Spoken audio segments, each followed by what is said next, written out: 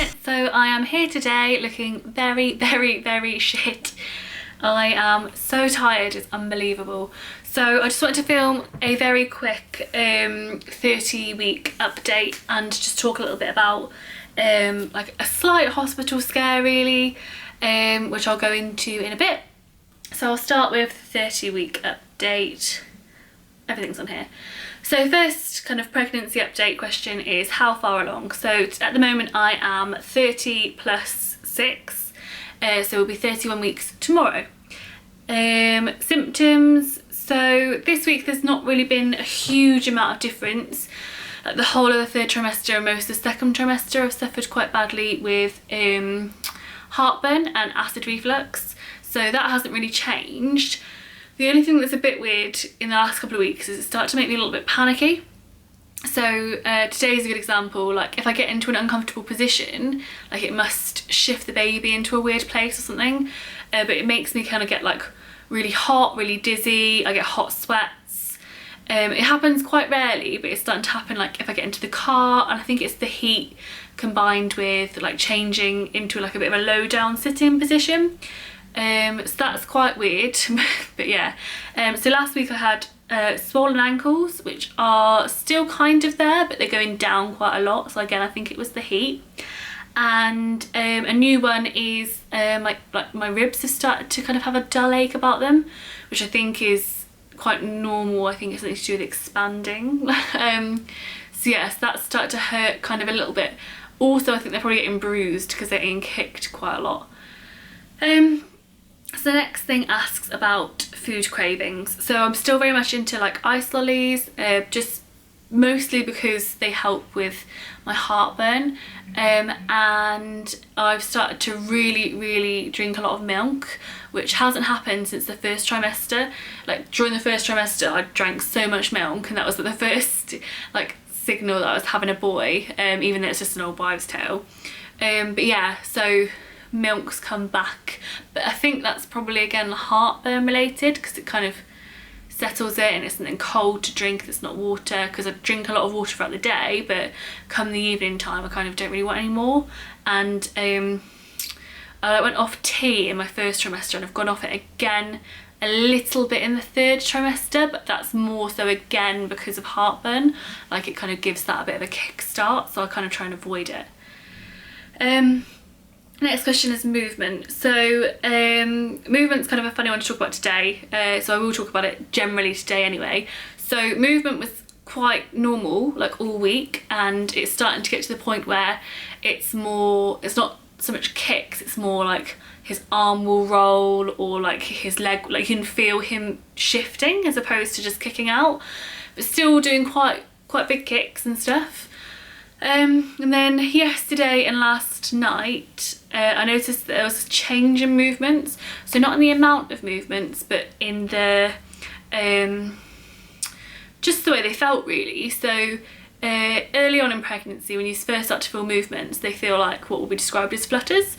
So it basically just feels like something rippling in your stomach or like butterflies, and it had gone back to feeling like that. So I could feel the notion of him moving, but if I put my hand on my belly there would be no reaction, whilst normally if I put my hand on my belly he'll kick it. So it's quite physical movements, whilst it was starting to go to like, yeah, it would be more butterflies. So I couldn't actually detect his movements apart from the feeling of him moving inside, if that makes sense. It's really hard to describe, but you feel him move inside of you and then you feel it, like physically feel him move.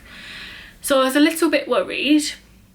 I did the thing last night where I led on my side, drank a cold glass of water and managed to count 10 movements. So kind of relaxed a little bit, spoke to some people, they said he's probably just got into a weird position, which I did think. But the same thing happened, like I couldn't really get him to, like normally he's really easy as well to get to move, like I'll just give him like a bit of gentle encouragement and he'll respond with moving. And he wasn't doing it today.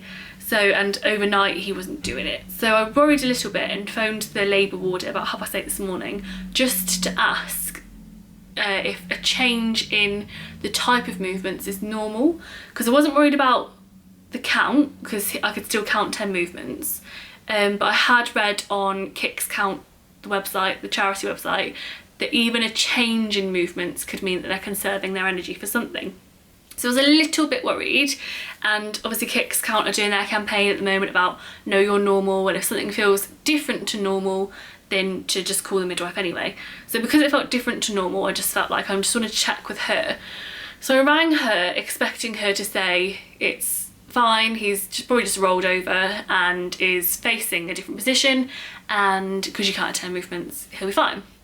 They didn't. They said they wanted to give me a quick check over.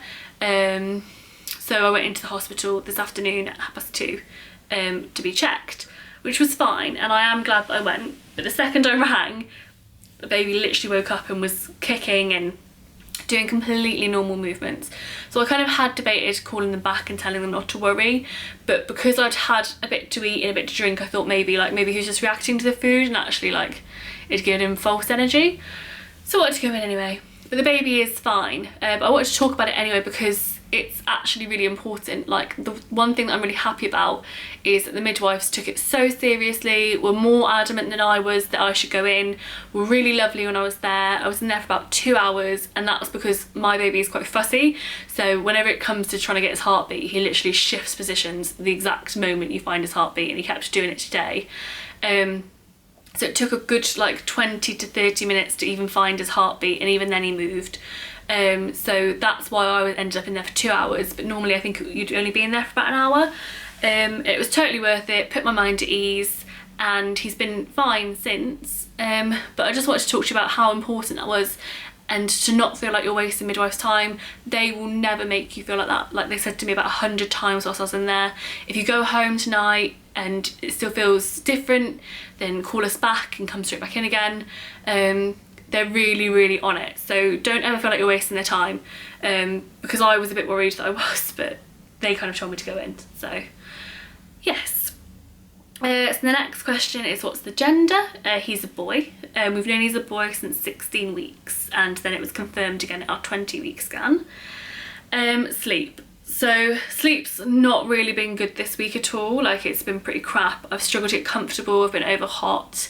My pregnancy pillow is kind of causing more discomfort than it is comfort at the moment. I kind of want to sleep without it. Every time I do, I wake up with like really achy hips, obviously from like the new added distance and stuff. So I am forcing myself to use it. So yeah, but I've struggled to get into comfortable positions and stuff. Basically, I'm desperate to sleep on my belly and obviously can't. So stretch marks, no stretch marks still.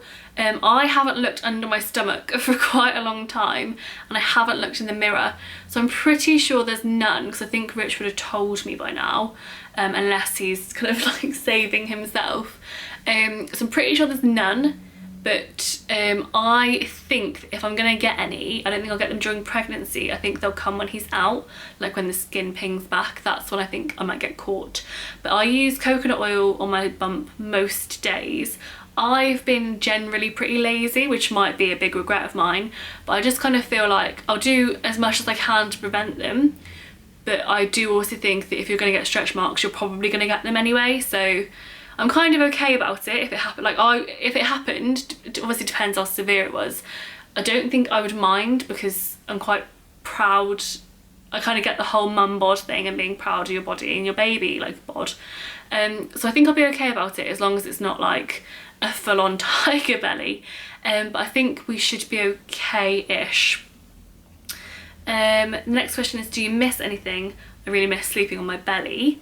And Rich this week has been drinking like energy drinks, and I'm a bit of a fiend for an energy drink when the time is right. So I've missed energy drinks a little bit, but they're not, like, you shouldn't drink them anyway. So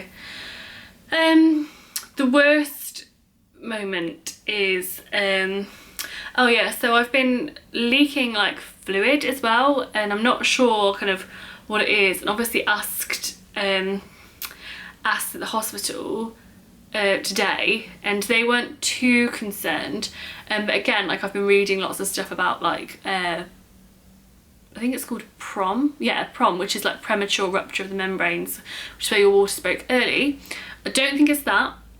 I think maybe like, I'm either getting kicked in the bladder by the baby, or I'm not sure, but they've told me just to monitor it with a pad. I've had to do this before, so I've had to go into hospital before having leaky fluids, and it was that I just got kicked in the bladder so badly that I had like no control over what happened.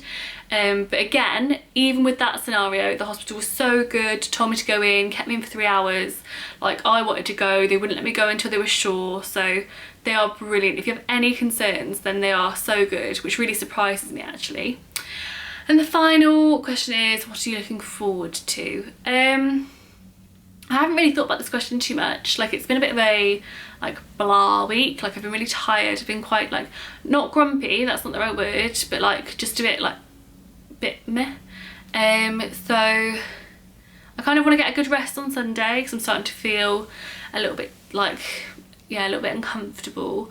I've washed the baby's clothes, which is lovely, and I've got a new iron and ironing board which arrived today, so I'm going to iron them and hang them up. That'll be nice.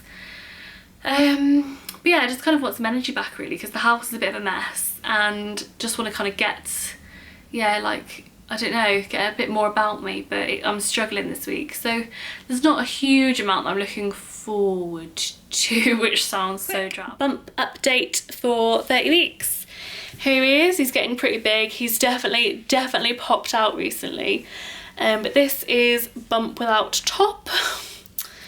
So yeah, just kind of still there, still growing, belly button's popped out. It's starting to look very, very pregnant.